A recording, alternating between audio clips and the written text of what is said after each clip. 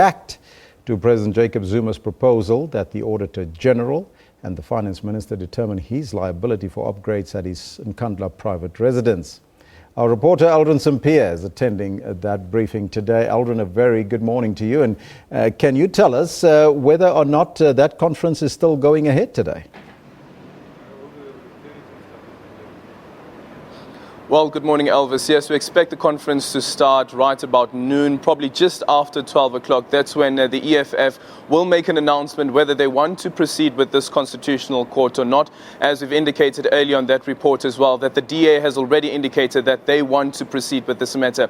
But what we should not forget is that the EFF is the initial applicant in this matter. It was the EFF that took not only the President but also Parliament to court with regards to the Nkandla upgrades. They accused Parliament of failing to uphold the Constitution as well as the President. So we expect an indication from the EFF later this afternoon, probably in the next hour or so, whether they want to proceed in this matter. But in all likelihood, chances are that they will proceed with this case. For instance, if you look at the plans that the EFF have put in place, the 9th of February, when the case is set down to be heard at the Constitutional Court, they already have mass marches that will be taking place on the day. Thousands and thousands of EFF supporters and members have been encouraged to come through to Braamfontein and march on Constitutional Hill on the day when this matter will be heard. So all the likelihood that they will indicate, but we expect confirmation rather in the next hour or so. Yeah, he has already rejected the offer. Is there a sense perhaps that these two parties will work together on the case? Well, yes, the DA has already rejected the offer. I'm not too sure if the two councils from the DA as well as the EFF have met down on paving a way forward. But what we should not forget as well is that the public protector is also involved in this case. She has asked to make some submissions because she feels that whichever way the ruling goes, it will have some sort of implications on her office. So if we look, for instance, at the DA already indicating that it wants to go ahead with this matter, and the Constitutional Court giving a directive that it wants to hear by 4 o'clock tomorrow afternoon whether these parties want to continue with this matter. And it's all likelihood that this matter, the Constitutional Court matter on Nkandla, will continue because at least we have one litigant, which is the DA, that wants this matter to proceed. Now, if the case do go to the Constitutional Court, what impact will that have on the state of the nation when the President addresses us, if any?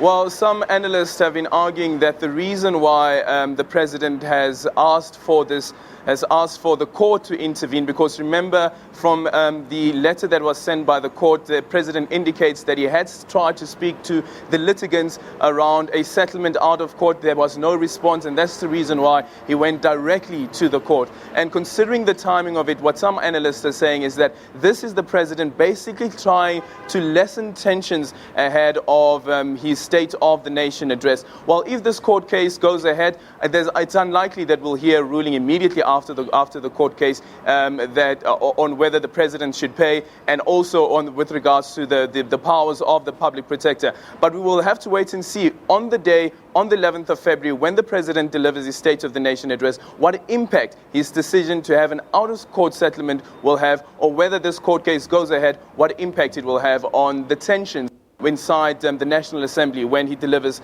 the State of the Nation address. Now, some analysts has indicated that the proposal by the President is almost like an admission of guilt. Is that more or the sort of argument that we'll get from the Commander-in-Chief of the EFF today? Well, certainly if you look at it, for instance, that since this case has started, or since the investigations into the Nkandla matter has started, and remember even when the public protector's preliminary report into Nkandla was leaked, she indicated back then already that the President should pay a portion of the money spent on upgrading his home because he had unduly benefited.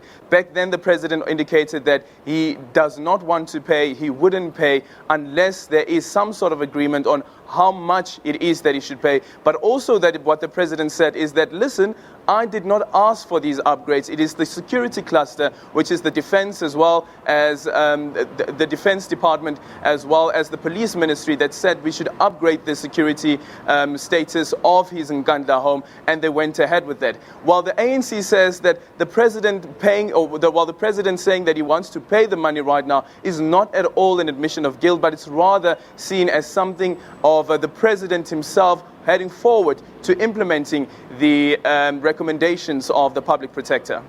Aldrin Sampear, thank you so much for that update.